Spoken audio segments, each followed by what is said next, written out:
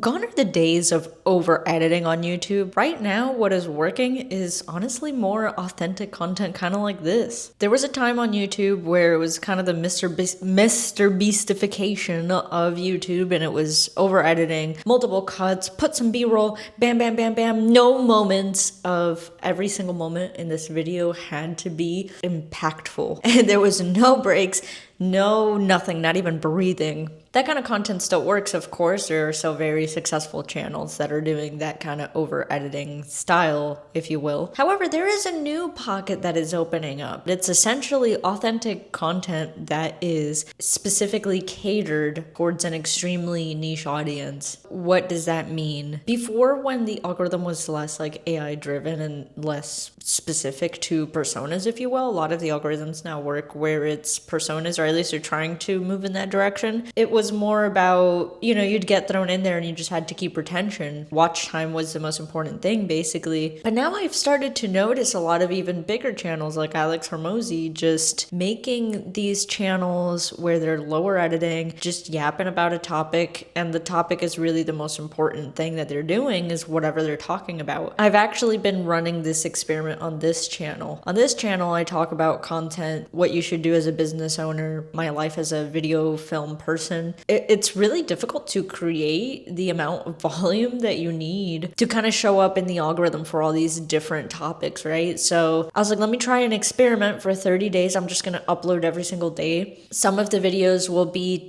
geared towards filmmakers, some will be geared towards business owners, and etc., right? I'm going to put on screen some of the results I've had so far. Obviously a mixed bag. This is a tiny channel with no subscribers and nobody cares about what I have to say, right? So you can follow along the journey of me doing this daily upload thing. One particular thing that I noticed while running this example myself is that a lot of videos that I make that are overly edited just take a long time for me to produce. Well, honestly, sometimes get worse results than these videos where it's just talking head to an Osmo Pocket, and I just got my little I'm upgrading because in the other videos I was making, I was just holding the mic in my hand, which honestly I was doing that because it basically pisses off the film community. It bothers video people to hold the mic raw like that. They hate that. Added a little stand here, like people happy that you're using a stand. The logistical reason is you don't get the ruffling as much as if you're holding but I just think it's funny because sometimes video people will just get like super bent out of shape about that. They also get bent out of shape of the headroom. I'm recording myself. This is supposed to be authentic. It's kind of funny because the people that have nothing to do with video do not care about these minute details at all. They don't even care. They're clicking on the video because they want to find or learn something. And then the people in the film world get really bent out of shape over like the headroom, and it's like, okay, yeah, if I was filming an interview for, I don't know, some big brand, of course that would be unacceptable, but this is YouTube content that I'm making primarily to build a niche following and to funnel clients for myself. Well, Cam, you're not showing the caliber of your work by just doing these talking heads. When you go on a coffee networking meeting, are you showing the caliber of your work? Because it's supposed to just be more of a friendly conversation. I think if you apply that concept and that way of thinking, then these kind of more authentic videos are supposed to be conversations about different niche topics. I can't really tell you what your niche topic is, right? It could be anywhere from cars or cooking or whatever. A lot of times the content that does well is authentic conversational content. It's why podcasts do really well. A lot of consumption, like a lot of people just want background noise, so they want these long yapping videos about XYZ topic. Now again, a lot of the over-editing Mr. Beastification of YouTube, that will still be there. But I think there is this new room for authentic content where you are not editing as much.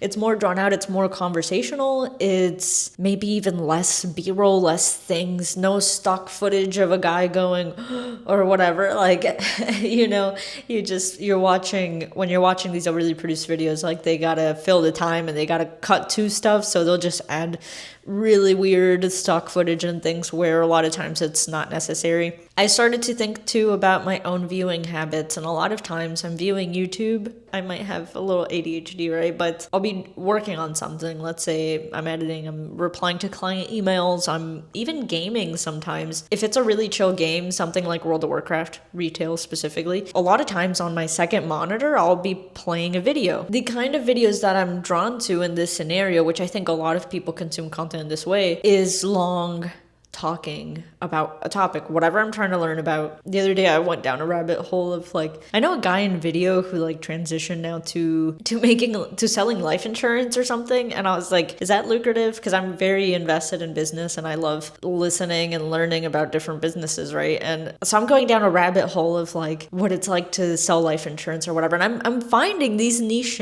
channels that are doing basically this that I'm doing right now, but talking about life insurance. And so I think that's the way that the world is going to work now on the internet, is you're going to find like extremely dialed in super niche communities, not to mention the introduction of AI ads that are going to happen now. And I don't mean AI like they're using AI to create the content, but AI as in you're going to ask Claude or ChatGPT, I want to learn about XYZ topic, recommend some YouTubers or whatever, and you're going to start popping up on those platforms, correct? So the more that you can have these super niche catered videos, the more that you will succeed. It's basically impossible to create, let's say, 1,000. I can probably over time create 1,000 of these videos. I don't think I could create 1,000 overly edited Mr. Beast videos, at least not alone, but maybe at scale. Obviously, it's possible to create thousands of highly produced videos.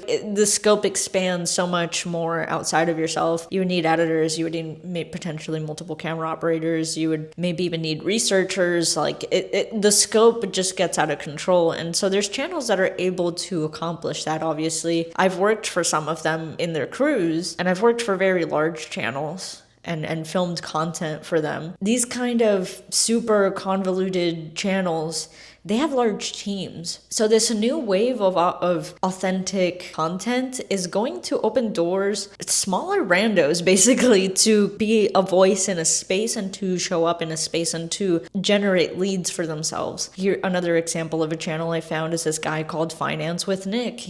I'm pretty sure he's a financial advisor or something. I'll pop his stuff on screen. All he does is this kind of video talking about super niche finance topics. All of it is being funneled into his business. The videos don't really, if the videos make money, which at this point they might, but that's bonus. That's not like the main goal. Even with somebody like Alex Hormozy, it's all funneling into school and acquisition.com and all these different business ventures that he has and courses and yada yada. It's not like the YouTube is like, it's like a bonus, but being a voice in a certain space, the lucrative thing to do. This guy, Nick, I'm pretty sure he might even film his videos on a webcam. Like this that I'm doing right now is a level up from him. If you notice Alex Hormozy's channel actually is he started to do these kind of like webcam-y videos as well. And all of that is intentional. These people don't do things because like they just woke up one day and decided they wanted to do it. It's all intentional because they see that it's working. So when I see Alex Hormozy making videos like this, where he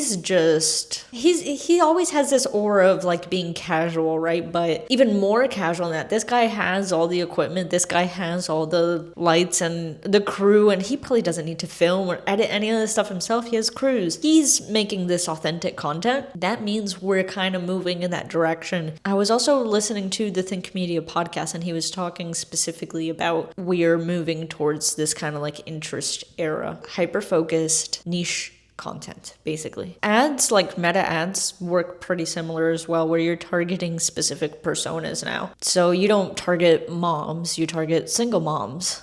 Or like you try to find a pocket of somebody's specific, if you're following along in this journey and you subscribe and stuff, I'm trying to do that as well. I'm going to try. So right now I'm in Orlando, and I'm going to try to make some Orlando specific, like Orlando business owners. Are you looking for marketing? Blah, blah, blah, blah. I'm going to try that and see how that goes. I think that those videos won't get any views. Like the idea is that those videos won't get any views. Like they'll get like, let's say 50 views. But if out of this 50 people, you've reached a business owner that's looking for video, that's like incredible ROI on like where it would cost me thousands of dollars to potentially reach out to that person via an advertisement. So I'm going to test it out, and I'll have probably make different videos talking about my results on doing these hyper niche videos, but I think that it could really work. is if you are niching down specifically like to the T. So I actually have a list of videos that I'm going to specifically try for my niche. I own a video production company. We do ads, anything from documentary films, all sorts of stuff, right? An example of this is like, how much does video production cost in Orlando? So I've made a similar video, but just broad. I want to make a video where I talk about specifically Orlando, the best video marketing strategy for Orlando businesses. So this kind of stuff, right? We're super niche down and see if that equates to leads, because if it does, and a lot of the stuff I'm hearing, then those videos and everything will be way more lucrative than anything else you can do, because what are you going to do? Make a Google ad and give Google a bunch of money? You can make content. But I mean, YouTube is also owned by Google, but you know what I mean. You'd have to spend so much to be on the front page of YouTube. So yeah, let me know what you think about the future of authentic content in this kind of new place that we're going, and any thoughts and ideas, or how you're reshaping your content to kind of work in this new space. And I'm not even touching about shorts. I can't do the whole shorts thing, but that's a whole other thing that you can explore on your business, and it might work really well for you. For me, I don't like consuming shorts either. It's easier to make content when you're talking about things that you really enjoy or are passionate about. I'm not passionate about shorts. I don't like to consume shorts, so how am I going to make that?